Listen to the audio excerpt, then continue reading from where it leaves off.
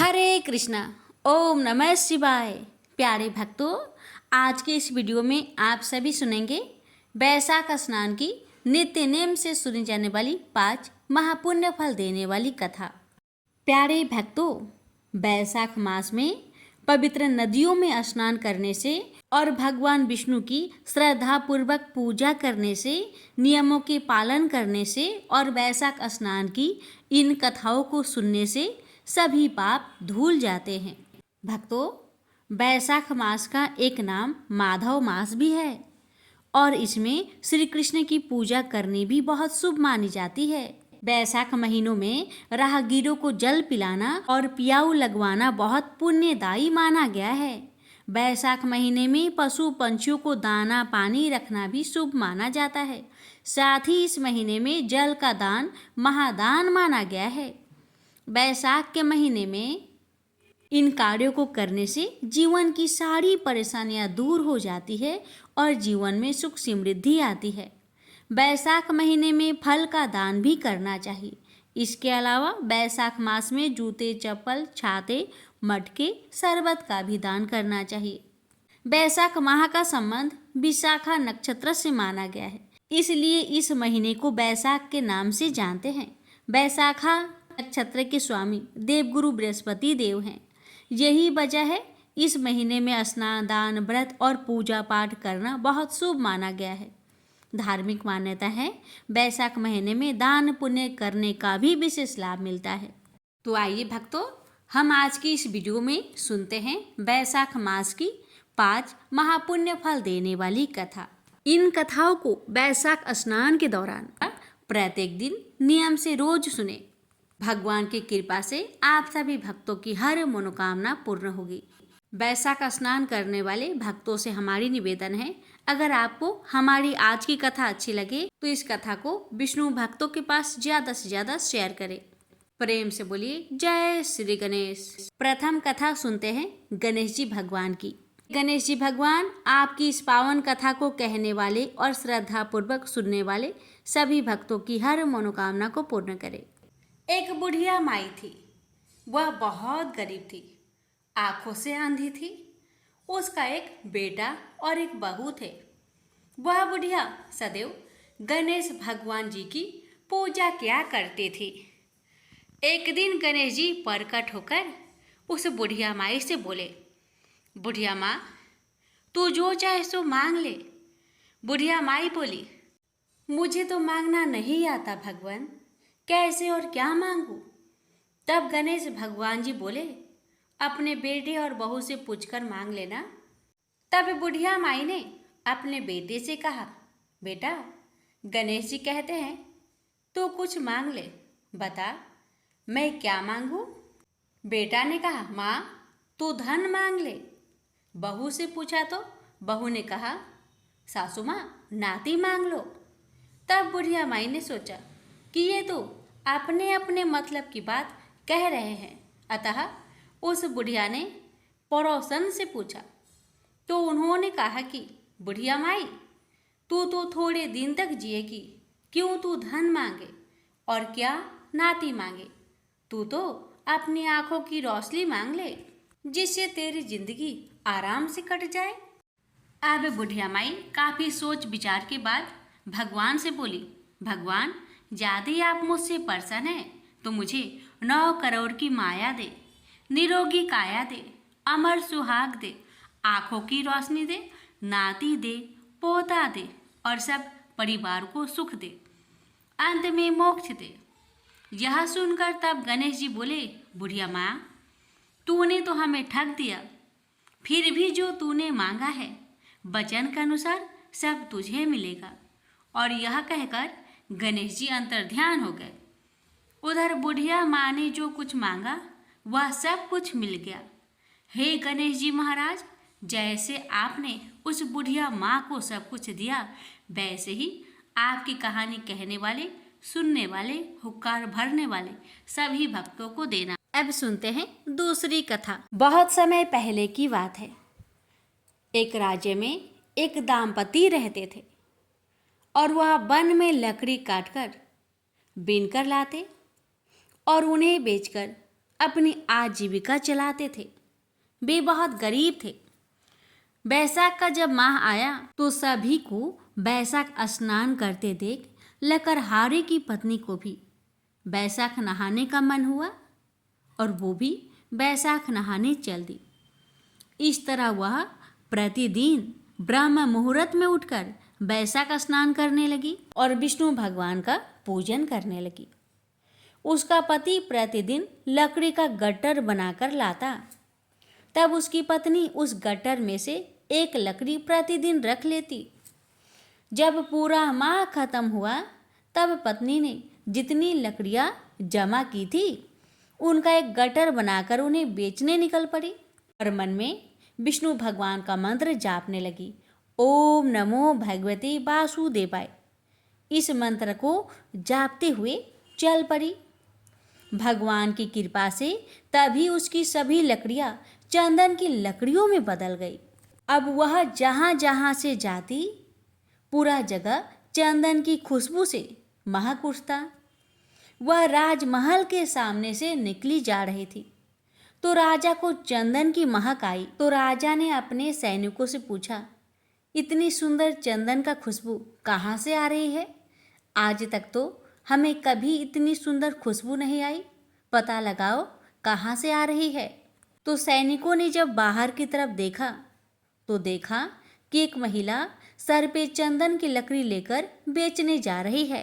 तब सैनिकों ने उस महिला को रोककर राजमहल में बुलवाया और कहा कि इन लकड़ियों की कीमत क्या है। यह सुनकर वह बोली कि जो आपकी इच्छा हो वो मुझे दे दीजिए, लेकिन मुझे इतनी कीमत चाहिए जिससे मैं ब्राह्मणों को भोजन करवा सकूं। सैनिकों ने ये सारी बात राजा को जाकर बता दी। राजा ने उस लकड़हारिन को 5 ब्राह्मणों को भोजन करवाने के अनुमान से भोजन सामग्री उसके घर में भिजवा दी और सारी लकड़ी को रख ली। लकड़हारिन बड़ी खुशी मन से अपने घर को गई और फिर अगले दिन सुबह ब्रह्म मुहूर्त में स्नान करके विष्णु भगवान का पूजन करके अपने घर को जा करके 5 ब्राह्मणों के लिए भोजन बनाकर उन्हें भोजन करवाई। साथ में उन्हें दक्षिणा भी दी। जब भोजन करने के बाद ब्राह्मण जाने लगे तो उसने लकड़हारिन को आशीर्वाद दिया। सभी के जाने के पश्चात विष्णु भगवान की कृपा से उसका घर महल में बदल गया। दूसरी ओर पति को आने में देर हो गई। लकड़ियां बिकी नहीं। अब तो महल में 36 प्रकार का भोजन बनने लगा। जब पति वापस आया तो बहुत हैरान हो गया कि मेरी झोपड़ी कहाँ चली गई, यहीं पर तो थी। बेचारा दौड़ा दौड़ा आस पड़ोस के घर गया और पता किया कि उसका घर कहाँ है। तब उसके पड़ोस में रहने वाले स्त्रियों ने कहा, तुम तो केवल लकड़ियां बेचने में ही रहते हो और तुम्हारी पत्नी पूजा पाठ में लगी रहती है, बैसाख स्नान करती है और विष्णु भगवान की पूजन करती है। इतनी बातें हो ही रही थी तभी पत्नी बाहर आई और बोली, अरे आप आ गए, यह अपना ही महल है। यह सुनकर पति क्रोध में आ गया और वह बोला, तूने किसके घर से इतने धन चुराया है? सच सच बता, कहाँ पर डाका डाला है? पत्नी ने शांत भाव से कहा, हे नाथ, हे पति देव, मैंने सच्चे मन से बैसाख स्नान किया है और बर पीपल में जल चढ़ाया, विष्णु भगवान की पूजन की, भजन कीर्तन की। ये सब उसी का पुण्य प्रताप है। आप नाराज ना होइए, मुझ पर भरोसा कीजिए। पत्नी ने अपनी सारी वृत्तांत अपने पति से कह सुनाया। यह सुनकर उसका पति बहुत प्रसन्न हुआ और वह प्रसन्नता से महल के अंदर गया और विष्णु भगवान का जय जयकार करने लगा और पत्नी के साथ मिलकर प्रेम से भोजन किया। भक्तों, अतः बैसाख स्नान का अपना महत्व है। यह सभी को करके इसका लाभ लेना चाहिए। ईश्वर की कृपा से जिस प्रकार इस दाम्पत्य पर कृपा हुई उसी प्रकार से सभी को ईश्वर की कृपा मिले। हे विष्णु भगवान जी, इस पावन कथा को कहने वाले और श्रद्धा पूर्वक सुनने वाले भक्तों पर अपनी कृपा सदा बनाए रखे। जय श्री हरि। प्यारे भक्तों, अब सुनिए तीसरी कथा। एक राजा था। वह बैसाख माह में प्रतिदिन ब्रह्म मुहूर्त में उठकर गंगा जी में स्नान करता था। राजा का आदेश था कि मुझसे पहले गंगा जी में कोई भी स्नान नहीं करेगा। राजा जब गंगा जी में स्नान करने जाते तो उन्हें प्रतिदिन शांत जल के स्थान पर हिलता हुआ हलचल युक्त जल दिखाई देता। तो राजा को संदेह होता था कि निश्चय ही मुझसे पहले कोई प्रतिदिन गंगा जी में स्नान करता है। अतः राजा ने नदी के तट पर पहरेदार बैठा दिए। गंगा जी के तट पर एक वृक्ष था। उस पर एक बंदरिया रहते थे। वह प्रतिदिन राजा के स्नान करने से पूर्व स्नान करके वृक्ष पर चढ़कर बैठ जाती थी। इस प्रकार होते होते पूरा बैसाख माह व्यतीत हो गया, किंतु अंतिम दिन राजा के सिपाही ने देख लिया और उस बंदरिया को पकड़कर राजा के पास ले गए और कहा कि यह बंदरिया आपसे पूर्व प्रतिदिन गंगा जी में स्नान करती है। उधर राजा की प्रतिज्ञा थी कि यदि कोई भी स्त्री मुझसे पूर्व स्नान करती होगी तो मैं उससे विवाह कर लूंगा। इसलिए राजा को बंदरी के साथ विवाह करने ही पड़ा। बैसाख स्नान के पुण्य से बंदरी के गर्भ ठहर गया। 9 मास पूर्व होने पर बंदरी ने राजा से पूछा कि शिशु जन्म के समय मुझे क्या करना चाहिए। तब राजा ने महल में एक घंटी लगवा दी और बंदरी से कहा कि जब तुम्हें दर्द हो तो उसे बजा देना, मैं संपूर्ण प्रबंध कर दूंगा। राजा की अन्य रानियां भी थी, उनकी कोई संतान नहीं थी। बंदरी को गर्भ है यह समाचार जानकर अन्य रानियां मन ही मन बंदरी से ईर्ष्या करने लगी और भावी संतान का नाश करने हेतु विभिन्न योजनाएं बनाने लगी। घंटी लगी देखकर एक रानी ने बंदरी से इसका कारण पूछा। बंदरी ने संपूर्ण वृत्तांत बता दिया। रानी ने बहकाया कि एक बार घंटी बजाकर तो देख ले कि राजा आते हैं या नहीं। बंदरी ने घंटी बजाई तो राजा दौड़े दौड़े महल में आए और घंटी बजाने का कारण पूछा। इस पर बंदरी ने उत्तर दिया कि मैंने तो रानियों के कहने पर घंटी बजाई थी। तब रानियों ने राजा से कहा कि यह तो पशु और न जाने कितनी बार घंटी बजाएगी। इस प्रकार कहकर उन्होंने घंटी को हटवा दिया। कुछ दिनों के बाद बंदरी के शिशु जन्म का समय आया तो उसने अन्य रानियों से पूछा कि मैं क्या करूं। तब रानी ने कहा कि तुम आंखों पर पट्टी बांधकर सो जाओ। बंदरी के बैसाख माह के स्नान के पुण्य प्रताप के रूप में एक सुंदर पुत्र हुआ। शिशु के जन्म होते ही उसके रोने से पूर्व ही रानियों ने उसे एक टोकरी में रखकर दासी को दे दिया और आदेश दिया कि इसे नदी में बहाकर आओ और उस शिशु के स्थान पर एक पत्थर रख दिया। राजा को भी कहला दिया कि बंदरी ने एक पत्थर को जन्म दिया है। राजा ने सुना तो उन्होंने भी संतोष कर लिया है कि जब दूसरी रानियों के संतान नहीं है तो यह बंदरी है, इसकी क्या संतान होगी। उधर दासी ने उस सुंदर शिशु को नदी में न बहाकर कुम्हार के खद्दर में रख दिया। दूसरे दिन कुम्हार कुम्हारिन खद्दर में आए तो वहां एक सुंदर शिशु को रोते हुए देखा। कुम्हार कुम्हारिन भी निसंतान थे। उन्होंने उस शिशु को अपने लिए भेजी गई भगवान का भेंट माना और बड़े प्रेम से शिशु का पालन पोषण करने लगे। कुछ बड़ा होने पर बालक को ज्ञात हुआ कि वह रानी बंदरी का पुत्र है, जिसको रानियों ने मरवाना चाहा था। एक दिन वह बालक कुम्हार के बनाए हुए मिट्टी के हाथी घोड़े लेकर पनघट पर जा बैठा और दासियों को देखकर कहने लगा कि आओ रे मेरे मिट्टी के हाथी घोड़े पानी पियो। जब दासियों ने यह बात सुनी तो वह हंसने लगी और बोली, अरे मूर्ख, कभी मिट्टी के हाथी घोड़े भी पानी पीते हैं क्या? इस पर उस बालक ने कहा कि कभी बंदरी के भी पत्थर जन्म लेते हैं क्या? उस बालक की यह बात दासियों ने जानकर महल में कही। अब रानियों ने दूसरे दिन विष मिलाकर लड्डू भेज दिए। ईश्वर की कृपा से लड्डू गोंद और बादाम के हो गए और उन लड्डू को खाने से उस लड़के की मृत्यु नहीं हुई। यह समाचार दासी ने रानी को कहा और रानी ने राजा से कहकर कुम्हार को देश निकाला दिलवा दिया। कुम्हार वन में रहने लगा।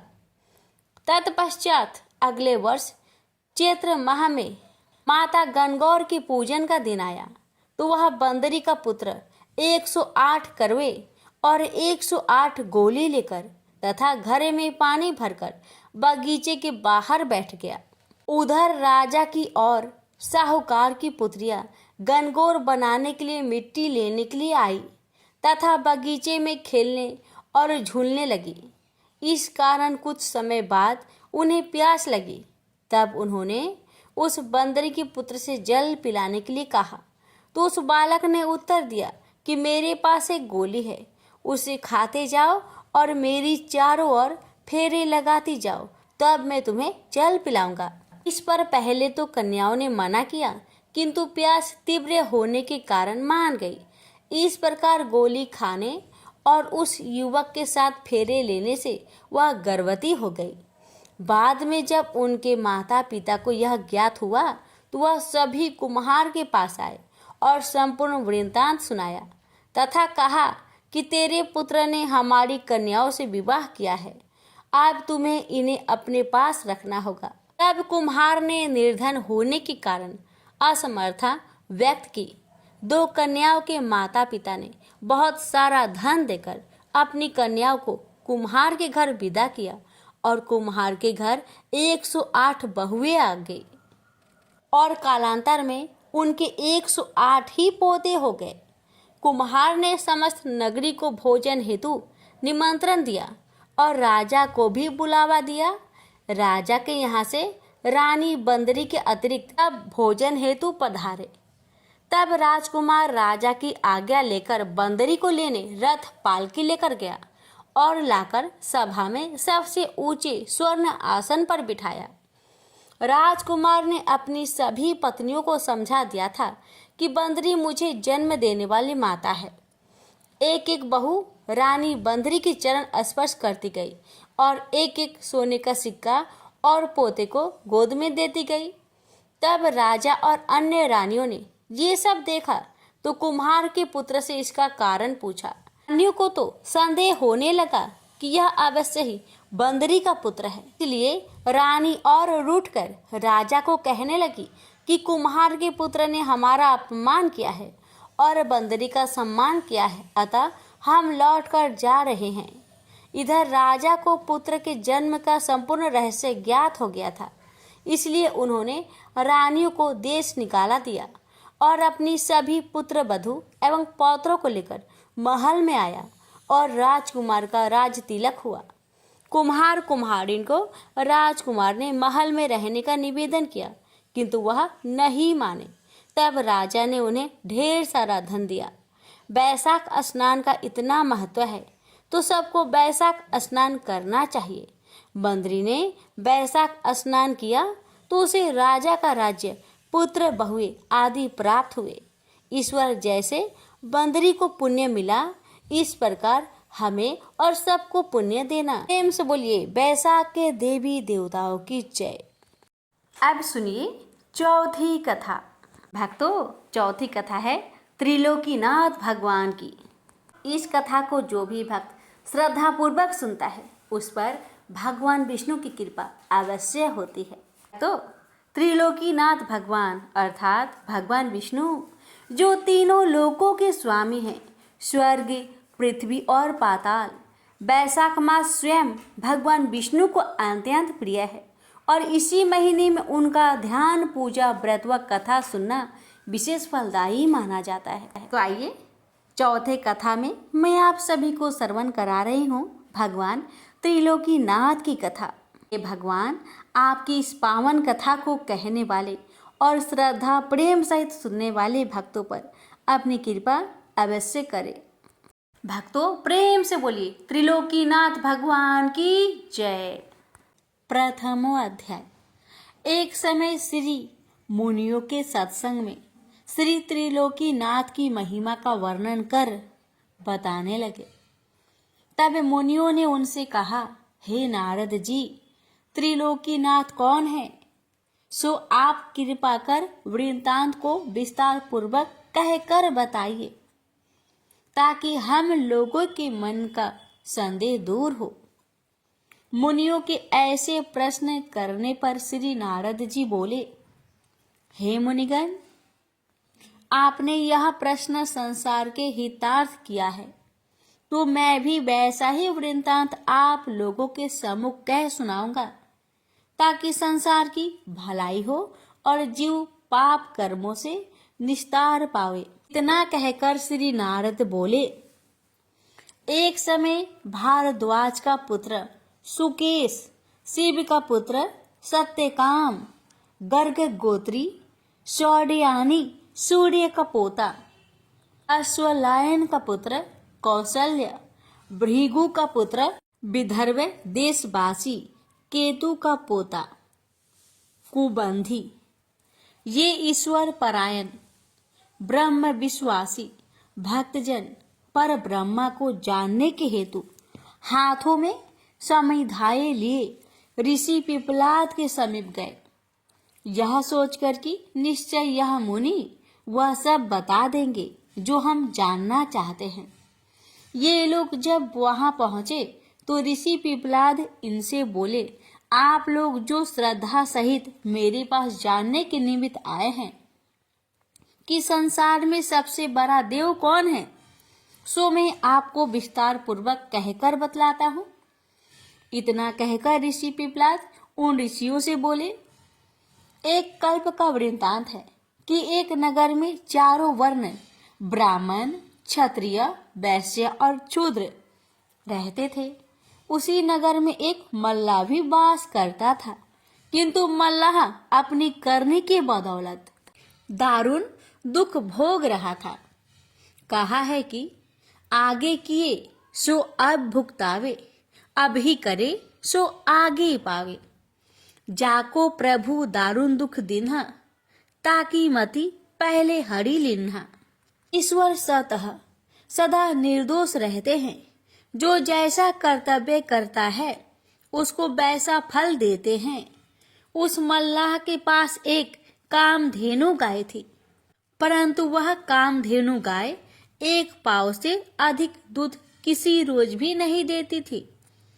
और उस मल्लाह की स्त्री जब से आई तब से अपने सास को सपने में भी मैया जी नहीं कहती थी, और उसका बेटा बाप को कभी बाबूजी नहीं कहता था। वह बेचारा मल्लाह ऐसा दुख भोग रहा था कि आज खाया तो कल के लिए चिंता लगी रहे। इसी कारण वह नित्य पर ब्रह्मा परमात्मा से प्रार्थना करता था कि हे भगवान, कल क्या भोजन होगा। इस प्रकार से अब दुख भोगते भोगते कुछ रोज हो गए, तो एक रोज उसकी स्त्री ने उससे कहा, घर में एक छटाक चावल दाल नहीं है और तुम चुपचाप बैठे हो। तब वह मल्लाह अपनी स्त्री के ऐसे वचन सुनकर बोला, क्या करे, पास में तो एक पैसा भी नहीं है, कहो चावल दाल कहाँ से और कैसे आवे। अपने पति के यूं कहने पर उसने मकान के अंदर जाकर देखा कि घर में एक सवा सेर के करीब मटर और ताखे पर 2 पैसे हैं। वह उन पैसों और मटर को उठा लाई और अपने पति को देकर कहा, ये लो और बाजार से चावल दाल मोल ले आओ। मल्लाह मटर को अपने गमछे के कोने में बांध पैसे को टेट में रखकर बाजार को चला। तब उसका दुख दूर करने के निमित्त पर ब्रह्मा परमात्मा ने एक डंडी को भेजा। वह डंडी मुझ का डारा पहने, लंगोटा चढ़ाए, अंग में भस्म रमाए, ऊपर से पीतांबर ओढ़े, कर में कमंडलू लिए, दिव्य मूर्ति को धारण की, उस मल्लाह के नगर के निकट आकर एक पीपल के वृक्ष पर चढ़कर बैठे रहे। तब तक मल्लाह भी वहां आ पहुंचा। मल्लाह को आता देखकर वृक्ष के ऊपर से डंडी बोले, ए मल्लाह, तुम किधर जाते हो। इस शब्द को सुनकर मल्लाह ने पीछे की तरफ जो घूमकर देखा तो उसको कोई आदमी दिखाई नहीं पड़ा। तब वह फिर आगे को बढ़ा। बढ़ते ही फिर वही आवाज सुनाई दी कि ए मल्लाह, तुम किधर जाते हो? दोबारा आवाज सुनकर फिर मल्लाह ने घूमकर देखा और जब फिर उसको कोई आदमी दिखाई नहीं पड़ा तब वह आश्चर्यचकित हो स्वयं कहने लगा, कहीं कोई दिखाई तो पड़ता नहीं, फिर कौन मुझे पुकार रहा है? यह सोच ही रहा था कि उसकी निगाह एक बार एक पीपल के ऊपर पड़ी तो क्या देखा कि एक बड़ा तेजोबान डंडी जटा मुकुट धारण किए, पीतांबर ओढ़े, कर में कमांडलू लिए एक पीपल की मोटी डाल पर बैठे हैं। डंडी महाराज को देखकर मल्लाह प्रणाम करके बोला, महाराज आप कौन हैं? मुझे किस लिए पुकार रहे हैं? इस दास के लिए आपकी क्या आज्ञा होती है? सेवा में यह दास हाजिर है, जो आज्ञा हो कहिए। डंडी बोले, मैं त्रिलोकी नाथ का भेजा हुआ शक्तिमान डंडी हूँ। डंडी महाराज के ऐसे वचन सुनकर मल्लाह ने बड़े हर्ष के साथ साष्टांग प्रणाम किया। मल्लाह का प्रेम देख डंडी ने प्रसन्न हो आशीर्वाद देकर पूछा, तुम कहाँ जाते हो? मल्लाह बोला, स्वामीनाथ, मैं बाजार जा रहा हूँ। बाजार का नाम सुनकर डंडी ने कहा, बाजार जाते हो तो हमारे वास्ते 1 पैसे का कपूर, 1 पैसे का करुआ तेल, 1 पैसे का पंचमेवा प्रसाद के लिए लेते आना, और वह 3 पैसे पीपल के नीचे पड़े हैं, उठा ले जाओ। मल्लाह ने पीपल के नीचे पड़े हुए 3 पैसे उठा लिए और टेंट में रखकर डंडी से बोला, महाराज तेल किस में ले आऊंगा? डंडी ने कहा, अपने गमछा में बांध कर ले आना। गमछे का नाम सुनकर मल्लाह संकोच कर बोला, गमछा में तेल किस प्रकार आएगा? तब डंडी ने हंसकर कहा, तुम त्रिलोकी नाथ का नाम लेकर गमछे में बांध लेना, इनकी महिमा से चले आएगा। डंडी की वचन मानकर मल्लाह वहां से चला और बाजार में आ पहुंचा तो अपने मन में विचार कर पहले डंडी महाराज के सामान को खरीदने लगा। बनिया की दुकान पर जाकर मल्लाह ने कहा, भाई 1 पैसे का कपूर दो। बनिया ने 1 पैसे का कपूर दे दिया। कपूर को लेकर मल्लाह ने अपने टेंट से पैसे निकालकर बनियों को दिया और तेली की दुकान पर जाकर तेली से कहा, 1 पैसे का कड़वा तेल दो। वह तेली बोला, तेल किस में लोगे? जाकर एक पात्र तो मोल लाओ, तब तेल ले जाना। मल्लाह ने कहा, हमारे पास 3 पैसे से अधिक पैसे नहीं है और मुझे 1-1 पैसे का 3 सौदा खरीदना है। पात्र कहाँ से लाऊं? तू मेरे गमछे में दे दो। तब तेली ने हंसकर कहा, यह कैसा बेवकूफ है, कहीं तेल घी गमछा में जाता है? अल्लाह ने कहा, तुम तेल दो तो मेरे त्रिलोकी नाथ की महिमा होगी तो तेल गमछा में ही चला जाएगा। यह सुनकर तेली अपने मन में कहने लगा कि देखे तो इसकी त्रिलोकी नाथ जी की कैसी महिमा है और गमछा में तेल लेकर कैसे जाता है। इतना कहकर तेली ने 1 पैसे का तेल नाप कर दे दिया। मल्लाह ने जब गमछे में तेल ले लिया तो जैसे पुराइन के पत्र पर जल ठहर जाता है, उसी तरह गमछे में तेल त्रिलोकी नाथ की महिमा से ठहर गया। तब तेली देखकर आश्चर्यचकित हो गया। तब मल्लाह पैसे देकर पंचमेवे की दुकान पर जा पहुंचा और तेली वहां सोच संकोच में पड़ा ही रहा। इधर मल्लाह ने पंचमेवे की दुकान पर जाकर कहा, भाई 1 पैसे का पंचमेवा दे दो। मेवा वाले ने 1 पैसे का पंचमेवा दे दिया। मेवा को लेकर कपड़े में बांध टेट से 1 पैसा निकालकर मेवे वाले को मल्लाह ने दिया। तो देखता है कि 3 पैसे मेरे पास मौजूद ही है। तब तो मल्लाह बड़ा आश्चर्यचकित हुआ। फिर अपने मन में कहने लगा कि यह सब वही डंडी महाराज की माया है। अब जान पड़ता है कि ये 3 पैसे कभी कम होने वाले नहीं हैं। ऐसे अपने मन में विचार कर मल्लाह ने बड़े आनंद से एक एक पैसे करके अपनी इच्छा अनुसार फल फूल गंध धूप इत्यादि वस्तुएं भी खरीद कर बड़ी सी पोटली बांध ली। इसके बाद अपना चावल दाल वगैरह सब सौदा खरीद कर बाजार से चल पड़ा। फिर भी मल्लाह के पास 3 पैसे मौजूद थे। बाजार से सौदा लेकर मल्लाह उसी पीपल के पास आ पहुंचा जहां की वह डंडी बैठे थे। सौदा लेकर आने पर डंडी ने मल्लाह से कहा, हमारे वास्ते तुम जो जो वस्तुएं लाए हो वह सब अलग अलग करके यहाँ रख दो और अपने वास्ते जो लाए हो वह अपने घर ले जाओ। मल्लाह डंडी की आज्ञा सुनकर सब सौदा खोलकर अलग अलग रखकर बोला, महाराज तेल कहाँ रखे? डंडी ने कहा, देखो वह पीपल में खोखला है, उसी खोखले को साफ करके तेल उसमें रख दो। मल्लाह खोखले को साफ कर उसमें तेल रखकर बोला, महाराज आपके 3 पैसे तो हमारे पास ज्यों के त्यों मौजूद ही है। यह सुनकर डंडी ने हंसकर कहा, तुम जहाँ से पैसे उठाकर ले गए हो वहीं उन पैसे को रख दो। मल्लाह के उसी जगह उन 3 पैसे के रख देने पर डंडी ने मल्लाह से कहा, अब तुम अपना सौदा लेकर जाओ और कल सवेरे ही अपने बंधुओं को निमंत्रण देकर कहना कि अमुक पीपल के नीचे मैं आज त्रिलोकी नाथ का पूजन और व्रत कथा को सुनूंगा। हाँ, सब सज्जनों को निमंत्रण देता हूँ कि अपने बंधुओं सहित पधार कर सम्मिलित होवे।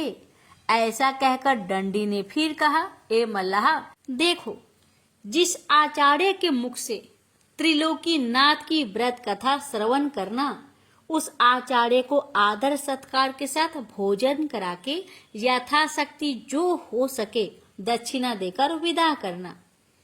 आचार्य को दान नहीं देने से कोई यज्ञ क्यों न हो, वह यज्ञ निरर्थक हो जाता है। जैसे मजदूर को बुलाकर काम करावे और मजदूरी ना दे तो वह अधर्म समझा जाता है। त्रिलोकी नाथ की कथा सुनकर अपने बंधुओं सहित प्रेम से प्रसाद को भक्षण करना चाहिए। जो कोई मनुष्य त्रिलोकी नाथ के प्रसाद को पाने में संकोच करता है, उसके ऊपर निश्चित जानो कि त्रिलोकी नाथ का कोप होता है, वह मनुष्य महान कष्ट पाता है। और जो मनुष्य त्रिलोकी नाथ का प्रसाद श्रद्धा के सहित लेकर भक्षण करता है, उसके ऊपर त्रिलोकी नाथ अवश्य प्रसन्न होकर मनसा पूरी करते हैं। इस तरह का उपदेश देकर डंडी ने मल्लाह को घर भेजा। तब मल्लाह डंडी के यहाँ से चला और अपने नगर के निकट आया तो उसका लड़का उसको आते देख बाबूजी बाबूजी कहते हुए उसके पास आकर मिठाई मांगने लगा। लड़के को बाबूजी कहते हुए सुनकर मल्लाह अपने दिल में खुश होकर कहने लगा कि आज तक तो कभी भी मेरे लड़के ने मुझे बाबूजी नहीं कहा। आज क्या बात है कि बड़े प्रेम के साथ बाबूजी कहते हुए मेरे पास दौड़े आया।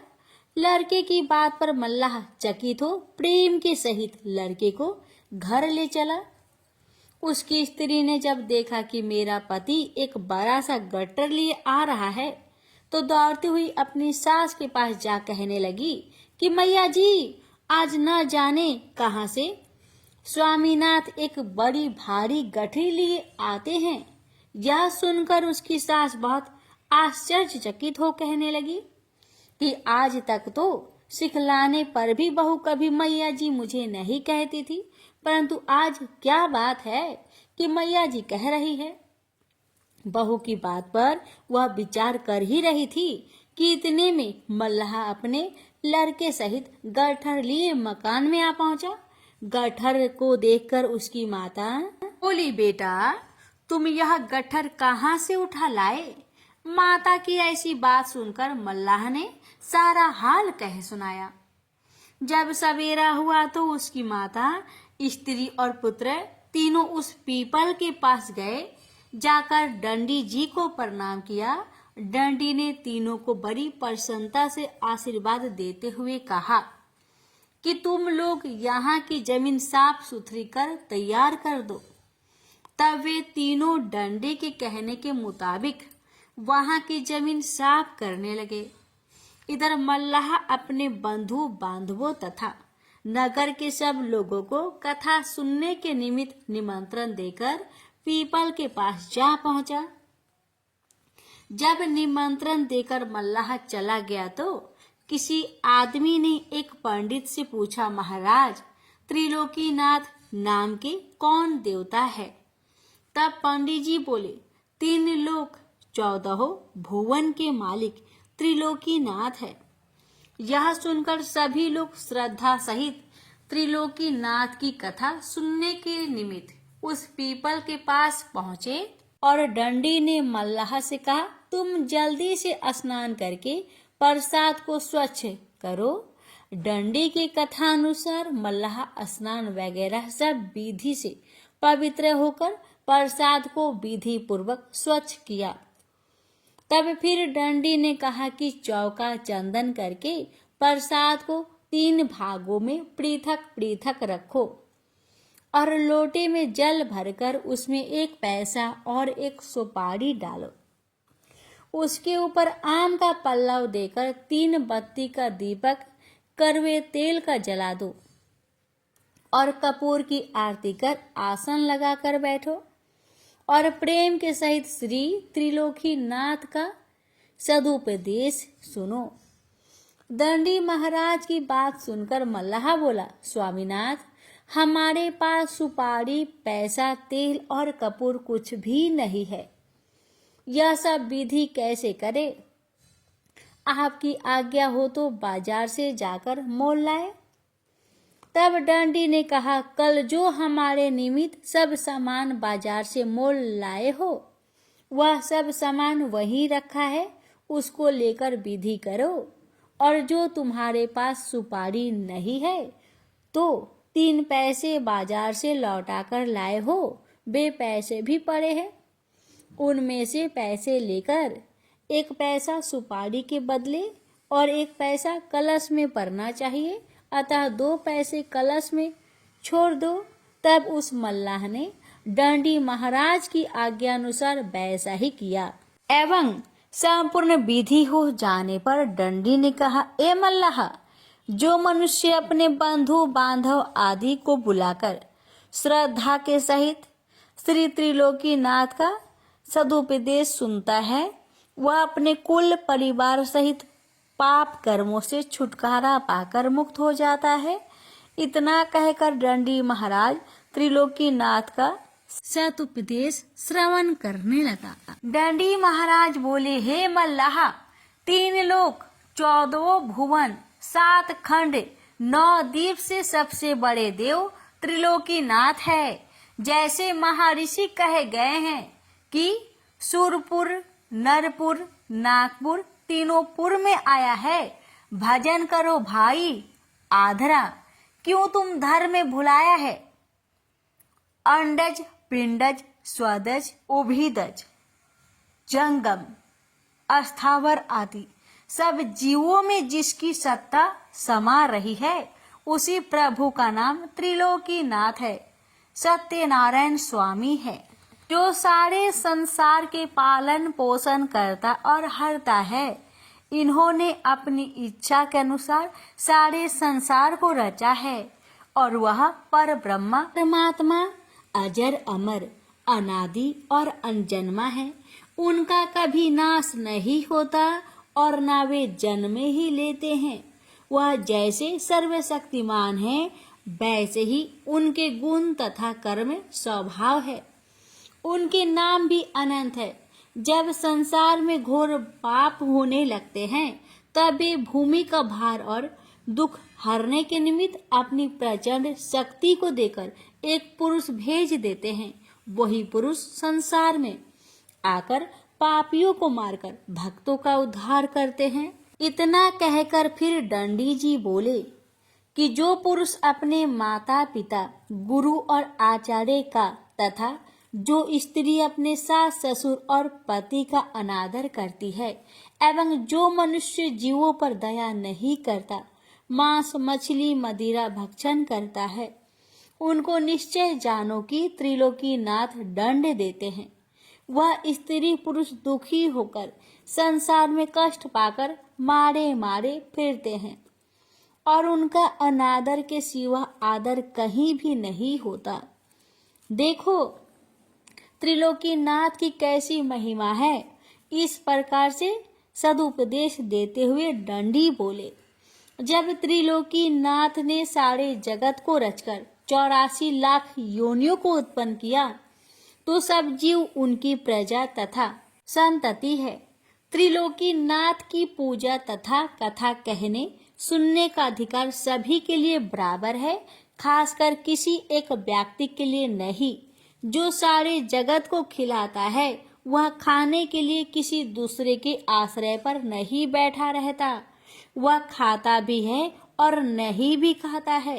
खाने का अर्थ यह है कि जब वह सर्व जीवों में वास करता है तो जीव खाता है, वह उसको प्राप्त हो जाता है। जैसे कहा भी है कि ईश्वर अंश जीव अविनाशी, चेतन अमल सहज सुख राशि। बिनु पग चले सुने बिनु काना, कर बिनु कर्म करे विधि नाना। आनन रहित सकल रस भोगी, बिनु बानी भक्ता बर जोगी।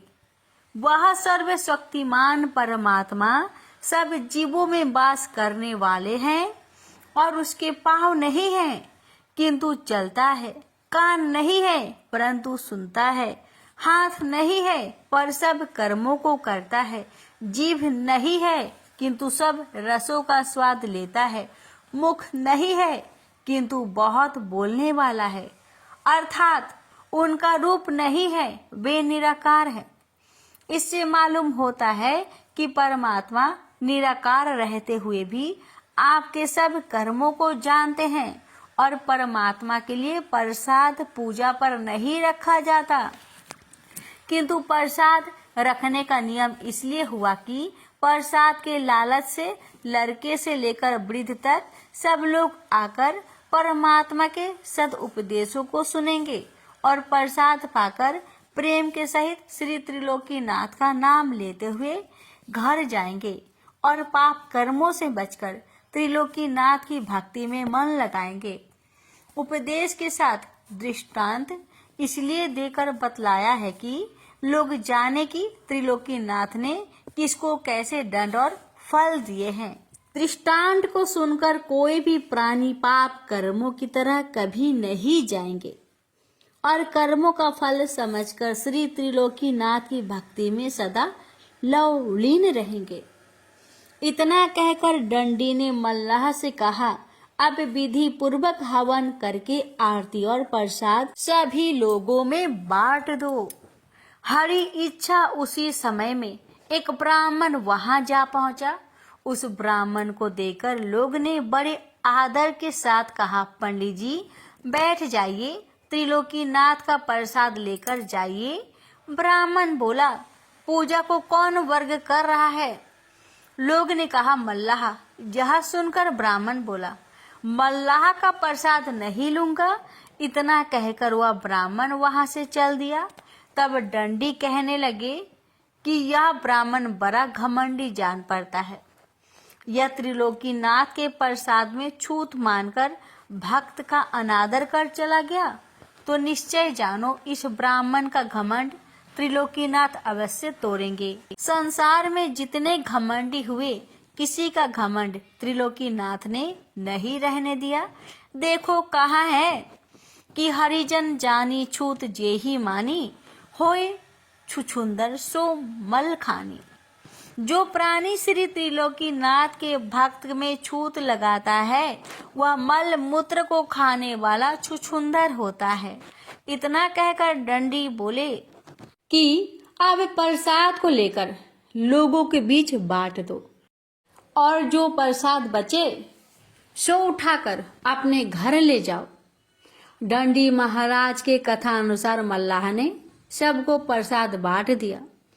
प्रसाद पाकर सब लोग बड़े आनंद के साथ त्रिलोकीनाथ की जय मनाते हुए घर गए और जो प्रसाद बच गया था सो मल्लाह लेकर अपनी माता, स्त्री और पुत्र के सहित त्रिलोकीनाथ का जय जयकार करते हुए अपने घर गया। उस दिन से त्रिलोकीनाथ की ऐसी कृपा हुई कि उस मल्लाह के घर से दरिद्रता भाग गई और घर में लक्ष्मी का वास हुआ। जो कामधेनु गाय उसको एक पाव से अधिक दूध किसी रोज नहीं देती थी, वही कामधेनु गाय 5 सेर दूध रोज देने लगी। उसी दिन से उस मल्लाह का दिनों दिन धन बढ़ने लगा। नारद जी बोले, हे मुनिगण, जब उस ब्राह्मण ने त्रिलोकीनाथ के प्रसाद को छूत मानकर नहीं लिया और घर गया तो रोगों से पीड़ित होकर महा कष्ट पाने लगा। एक रोज ब्राह्मण के पुत्र की अचानक मृत्यु हो गई तो वह ब्राह्मण छाती पीट पीट कर रोने लगा और रोते रोते अज्ञान होकर सो गया। तब उस ब्राह्मण के हृदय में त्रिलोकीनाथ ने घोषित किया कि हे ब्राह्मण, तू बड़ा घमंडी है। उस दिन मेरे प्रसाद में छूत लगाकर मेरे भक्त का अनादर कर चला आया, यह उसी का दंड मिल रहा है। तू आज से अपने मन में यह प्रण कर ले कि त्रिलोकीनाथ की पूजा करके व्रत कथा को सुनूंगा और भगवान के प्रसाद में छूत कभी नहीं मानूंगा। तेरा कल्याण होगा और बेटा जीवित हो जाएगा, नहीं तो तू समझ ले कि तेरा सर्वनाश हो जाएगा।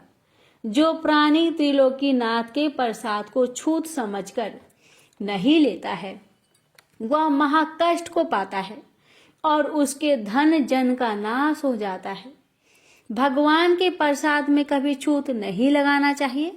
प्रसाद को श्रद्धा के सहित ले लेना चाहिए। पीछे पान करे अथवा किसी दूसरे व्यक्ति को दे दे। प्रसाद में जो छूत मानता है उसके ऊपर त्रिलोकीनाथ का बड़ा भारी कोप होता है। जब इस तरह की घोषणा उस ब्राह्मण के हृदय में हुई तो वह ब्राह्मण चौंक कर उठ बैठा और उस मल्लाह का प्रसाद न लेने की उसे याद हुई तो वह अपने मन में कहने लगा कि मैंने उस दिन मल्लाह समझकर त्रिलोकीनाथ का प्रसाद नहीं लिया था, उसका दंड मुझको अब मिल रहा है। यह समझकर भयभीत होकर त्रिलोकीनाथ की पूजा कथा सुनने का प्रण करके आराधना की तो उसका पुत्र जिंदा हो गया। पुत्र को जिंदा पाकर वह बहुत खुश हुआ और सवेरे ही उठकर त्रिलोकीनाथ की पूजा और कथा की तैयारी कर मन में विचार किया कि पूजा की विधि तो मुझे मालूम नहीं है, मैं पूजा कैसे करूंगा।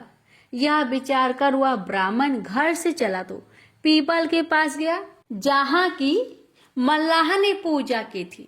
वहां जाकर ब्राह्मण ने देखा कि पीपल के ऊपर डंडी बैठे हैं। डंडी को देखते ही उसने प्रणाम किया। डंडी ने पूछा, कहो ब्राह्मण, कैसे आए हो। ब्राह्मण बोला, महाराज, मुझे त्रिलोकीनाथ का पूजन करना है और कथा सुननी है, लेकिन उसकी विधि मुझे मालूम नहीं है, आप कृपा कर मुझे बता दीजिए। डंडी बोले, उसी मल्लाह के पास तुम जाओ, वह सब विधि तुमको बता देगा। ब्राह्मण ने कहा, महाराज, वह मल्लाह कहाँ रहता है, मुझे मालूम नहीं है। डंडी ने कहा कि वह इसी नगर में रहता है। डंडी के कहने पर ब्राह्मण उस नगर में गया और लोगों से पूछकर मल्लाह के पास जाकर कहा, हे भाई, मुझे त्रिलोकीनाथ की पूजा करनी है, सो उसकी विधि क्या है बतला दो। यह सुनकर उस मल्लाह ने पूजा की सारी विधि बतला दी। विधि को सुनकर ब्राह्मण ने कहा, ए भाई, तुम कृपा कर मेरे साथ चलो, बिना तुम्हारे गए ठीक नहीं होगा। ब्राह्मण की यह बात सुनकर मल्लाह उसके साथ उस पीपल के पास आया और डंडी को प्रणाम किया। तब डंडी ने पूछा, कहो मल्लाह, किस लिए आए हो। मल्लाह ने कहा, महाराज, इनको त्रिलोकीनाथ की पूजा करनी है, सो पूजा की विधि बतलाने के वास्ते मुझे बुला लाए हैं। डंडी ने कहा, अच्छा जाओ और सब विधि करा दो। डंडी महाराज की आज्ञा पाकर मल्लाह उस ब्राह्मण के साथ गया और पूजा का सब सामान खरीदवा दिया। तब ब्राह्मण ने त्रिलोकीनाथ के कोप का सारा हाल अपने भाई बंधुओं को कहा और सबको निमंत्रण देकर बुलाया। त्रिलोकीनाथ की कथा सुनने के लिए सब लोग श्रद्धा सहित अपने बंधुओं के साथ आए। इधर मल्लाह ने पूजा की संपूर्ण विधि जब ब्राह्मण को बतला दी तो ब्राह्मण विधि पूर्वक पूजा करके आचार्य के मुख से कथा को श्रवण करने लगा। कथा समाप्त हो जाने पर कपूर की आरती की और सबके बीच प्रसाद बांटा। प्रसाद पाकर लोग त्रिलोकीनाथ का जय जयकार करते हुए अपने अपने घर गए। तब ब्राह्मण ने आचार्य को आदर सत्कार के सहित भोजन कराकर यथाशक्ति दान देकर विदा किया। उसके बाद मल्लाह को भी बड़ी श्रद्धा के सहित प्रसाद देकर विदा किया। उसी दिन से त्रिलोकीनाथ की महिमा संसार में प्रचलित हुई और घर घर में पूजा कथा होने लगी और त्रिलोकीनाथ सबको मनवांछित फल देने लगे। जो प्राणी श्रद्धा के सहित त्रिलोकीनाथ की पूजा करता है उनकी मनसा त्रिलोकीनाथ अवश्य पूरी करते हैं। इस तरह से त्रिलोकीनाथ की अद्भुत महिमा विस्तार पूर्वक नारद जी ने मुनियों से कह सुनाई। यह कथा सुनकर मुनिगण बड़े प्रसन्न हुए और अपने अपने धाम को चले गए। फिर नारद जी ब्रह्मलोक को चले गए। प्रेम से बोलिए त्रिलोकीनाथ भगवान की जय। हे भगवान, आपकी इस पावन कथा को श्रद्धा पूर्वक सुनने वाले सभी भक्तों की हर मनोकामना को पूर्ण करें। अब सुनेंगे पांचवी कथा। हर व्रत कथा के साथ सुनी जाने वाली लोभिया जी की कहानी। एक लोभिया था, कठोर तपस्या करता था। एक पांव पर खड़ा होकर कठिन तप करता था। उसने भगवान को प्रसन्न करने के लिए कठोर तप किया। उसके शरीर पर चिड़िया ने घोंसला भी बना लिया। तपस्या करते 12 वर्ष हो गए। भगवान ने सोचा इसको इतना समय हो गया, अब इसकी परीक्षा लेनी चाहिए। भगवान जानते थे यह बहुत लोभी है, इसलिए भगवान ने एक सोने की मुड्डी उसके पांव के पास फेंक दी। तब लोभिया की नजर उस मुड्डी पर पड़ी तो उसने मुड्डी पांव के नीचे दबा ली। भगवान की माया से भला लौ बचा है। भगवान धरती पर आए और लोभिया से बोले, लोभिया, तेरी तपस्या में हीन है, तुझे इस तपस्या का फल नहीं मिलेगा। तब लोभिया ने अपनी गलती मानी और भगवान के चरण पकड़ लिए और पूछा, हे भगवान, इस तपस्या का हीन कैसे जाएगा। तब भगवान जी को उस पर दया आ गई और उन्होंने कहा, यदि रोटी बनाकर आखिरी रोटी कुत्ते की नहीं बनाई तो फल तुझे मिलेगा। जिमाकर दक्षिणा नहीं दी तो फल तुझे मिलेगा। सब कहानी कथा सुनकर तेरी कहानी नहीं सुनी तो फल तुझे मिलेगा। तभी से सभी व्रत की कहानी सुनने के बाद लोभिया जी की कहानी सुनी जाती है। प्रेम से बोलिए हरे कृष्णा।